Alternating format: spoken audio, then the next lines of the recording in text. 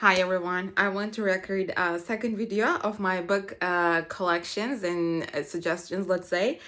As long as I have motivation and time to do this, I want to keep going because it gives me a great delight. So today I have gathered three books that I read and I loved, and I was like thinking about them over and over, what they taught me, what different kind of like new doors they opened to me. So that's why I thought they might be worth of sharing. And I have a couple of other books aside me who are in my shopping list that I recently bought, and they have a great potential to be great. So the first book I would mention is from Eduardo Galeano. He is a Uruguay born, I think Argentine raised, but spent his time back and forth many times in Europe, US. So he's a easily global citizen writer that we unfortunately lost in 2015. He is very well known actually with his short essays, but he's making those short essays very powerful, very meaningful, and he's connecting all the dots in your brain that you have been maybe living individually from your previous learnings, readings, stuff that you heard from this person, that person. Eduardo Galeano is kind of a guy who can give you insight in a lot of different topics, and he can make you think like, aha, now I see the big picture moment. And the book I will refer today is Latin American Kesik Damarları. So in English, this is the open veins of Latin America. In Spanish, I'll try to also say it out loud. Las venas abiertas de América Latina. So this book is so good in so many different aspects actually, but if we tell the gist of this, he is giving us different layers of exploitation of Latin America in financial manners, in cultural manners, language, history, this and that. All of it is told us from some upper hands, let's we call it, that we always learn it from not the original resource, but from some partially biased resource, let's say. But Eduardo Galeano is so good actually, just splashing the truth on your face, and you just read a paragraph that looks like a random information, a history of something, but then in the punchline, in the last sentence, he gives you the name of this thing, an object, a location, a person, name of a system, a mechanic, something that we use currently every day, other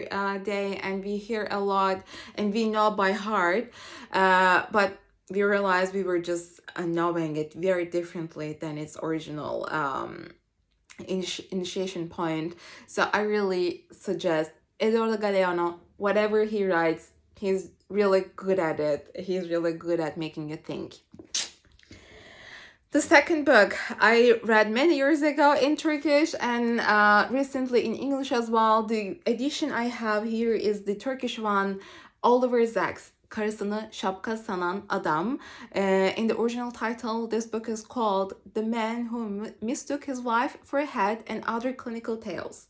So this is another great book because Oliver Sacks is neurologist, psychologist, clinical therapist. So he is someone we might be desperately needing actually in today's world, especially where we're having abundance of everything, but we're still struggling with finding the true meaning or the reasons or why this feeling arising out of nowhere, as we know, or why we're acting this way without we're even thinking of controlling it, etc.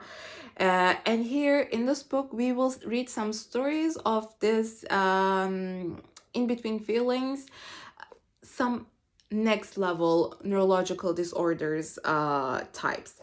So he's going to mention in the book, in each tale, a uniquely and deeply human studies of ordinary people struggling for their life and going through some extreme mental disorders in some cases, but in some cases very subtle, very in the background working sneakily actually in your personality and just coming out with one day with a big volcano eruption, but before it is there you don't even know.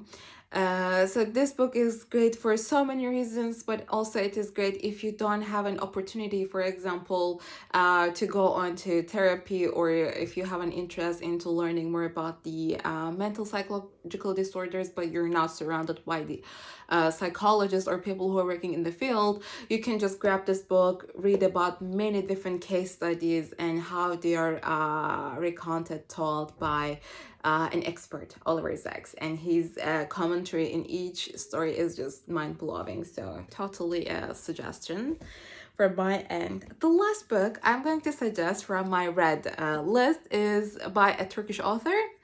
I have checked this book also translated in English. It is being sold in Amazon, but it is not that common. So it is either sold out or it is just you order and you get it in 2 months or something.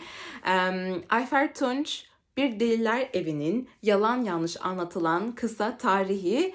In English, this book is called The Highly Unreliable Account of the History of a Madhouse. I also didn't know this very long but well-grasping translation existed, but Ayfer Tunç is one of our greatest gems in the modern Turkish history, let's say. The first connections I felt for her was coming from some local ties we are sharing. She's from the same hometown as I am in Turkey. It's a small town close to Istanbul, 2-3 hours away, and she was also from this town, and she was feeling, we can detect in her writings, in the first writings especially, a little bit depressed, or she was carrying the depression of a small town, feeling suffocated, feeling I want to get out of here and I want to reach my potential and maybe go into a big city and carry your all depression there as well. Because what we know, what we observe from all the creative people, they carry their misery in a way, or their nostalgic feelings or their depression with them wherever they go. So after some time, the location, the people you're with is not going to matter that much, especially if you're an artist. But your creativity maybe even will be nourished from those feelings, from those hiccups that you're feeling. It is very common for us to not admittingly feel contempt actually to small towns. Like, what could be the people's perspective living there, like what they know, what they think, what they can do. Of course that is not the case anymore, because life has been unnecessarily globalized, and yeah, it has been very same everywhere you go, to be honest. But this is a feeling or knowledge that comes to you after you travel too much and you realize the patterns are very the same. If we come back to this book, it is talking about, I took a note that I want to check, a provincial mental health hospital by the Black Sea coast of Turkey. And we're going through in 19th century in each patient's history in this mental health hospital, how they are connecting to each other at the end of the story. And story is getting multiplied in so many different layers by many different characters. You feel like it is a chaos of actually crowd, but then she's very logically tying them all. By the way, kudos on even just this logical strings that she was able to build. And with her words, we are traveling across Caucasian lands, Balkans, Ottoman Empire lands, modern day Turkey Republic, and all the reforms, riots, coup d'etats coming from those lands and in the historical scene. Another good suggestion. And whatever she has been writing, actually, I try to put my hands on, and I'm never disappointed. The other book that is not from my read but to be read list, from Rita Gubert. Rita Gubert, I think in American way of saying her name. She is an also Argentine born, US raised or educated, another author, thinker, I never read or even heard a lot about her actually before this book. This is called Yedi Ses, Latin Amerikalı Yedi Yazarla Söyleşiler. I think the original name would be very straightforward. Yeah, Seven Voices, Seven Latin American Writers Talk to Rita Gilbert. So you might guess, why did I pick this book? Actually, because Rita Gilbert has been interviewing all these great seven Latin American authors that I admire.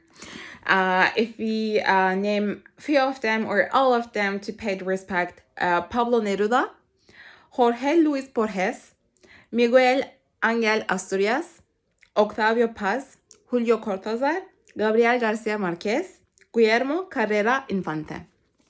So all these great cornerstones of Latin American literature, and also very important names that brought the different perspectives into world literature, new findings. This magical realism, for example, was born from these guys, has been interviewed in this book. So what else would we want? If you love literature, if you love Latin America, if you love just reading interviews, seeing two different people, how they're opening new doors in each other's minds, and how they're like intriguing each other, asking questions and giving maybe different answers to the same question that has been asked over and over again in their whole professional life, that is quite interesting to me. So even just for this reason, I would love to enjoy this reading.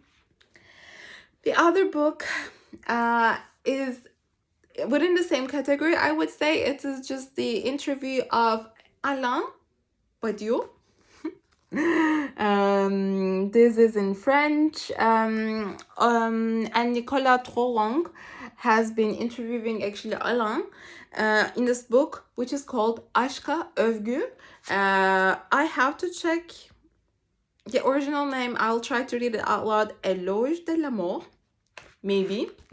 So it is in a manner giving credits to love and talking about what is love in our daily life, what is the existential meaning of love, who do we love, how do we pick the person or the thing that we love, and how is the continuous development of this feeling in one's body, mind, soul.